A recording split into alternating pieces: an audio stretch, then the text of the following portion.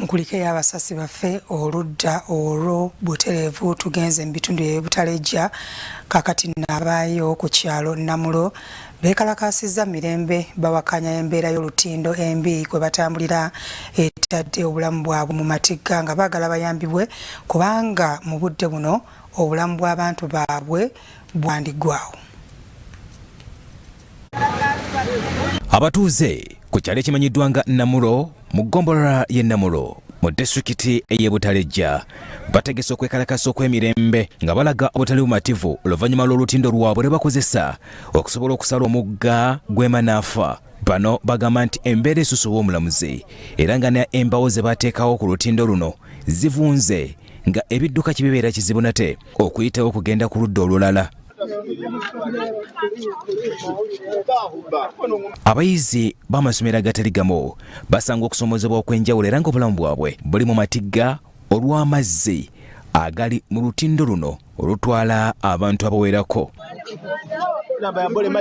Bwe tusobodde okwogerako n'abatuuze abamu bagamba nti abakulembeze baabwe omuli n'ababaka ba paalamenti babasuulirira dda bwe kituuka ku nsonga z'olutindo luno wabula nga bakomamu kubasuubiza. Abakulembeze twalonda abakulembeze baffe tetulabangako wadde omu.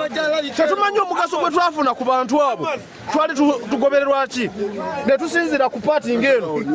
Abantu tuli bubi nnyo. Tetumanyiiko mama waffe omukyala akulembera wano e Butalejja tetumulabanga nako. Nagomu yabeera mulungi natulekeko muno ekintu ne twalonda abantu abakulembeze abakumbaavu.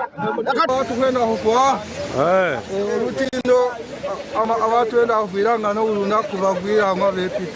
Era tuli bubi kyagala bakyuse olutindo luno baleke okuleetako ogundi. Bweno obuzibu tulina lwa binnya bino era tuli bubi nnyo ngaze wa NRM kikwatako nnyo okugera bana NRM banange n'abatuuze banga bendina kubanga tuli bubi nnyo era tusaba gavumenti yaffe ya NRM etubeerere olufudde nnyo tukubye emiranga okuva tandikidde ku disitulikiti.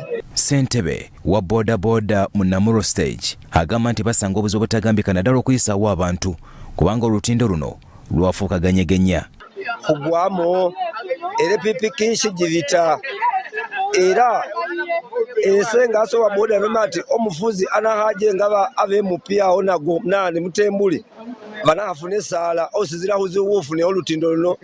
Ye ssentebe wa LSSOka ku kyalo kimanyiddwa nga Namulo Mwima Milton agamba nti nga babatuuze basobodde okwekolamu omulimu wabula nga kibabeerera kizibu mu kuyisaawo bizinensi zaabwe n'ebyamaguzi olw'olutindo luno oluguddemu nga kati abantu bakozesa enguudo endala okugenda ettololo okusobola okulaba nate nga bakola emirimu egitali gimu nga abayizi basanga nabo okusomozebwa. Motoka tezisobola kuyita ne we tutuukidde kati abaana b'essomero tebasobola okurosinga n'abantu naffe abagenda okukola emirimu ezaffe emirala. So ssentebe wa LSA y'okutaano mu Butalejja Hegine Michael naye agamba nti olutindo luno teruli mu mbeera nnungi wabula ng'asuubiza abatuuze nga we bali mu nteekateeka n'abakungu abavunaanyizibwa ku nsonga z'ebyenguudo aba UNRA okulaba nga bakola olutindo luno buli kimu okusobola okulaba nga kitambula bulungi.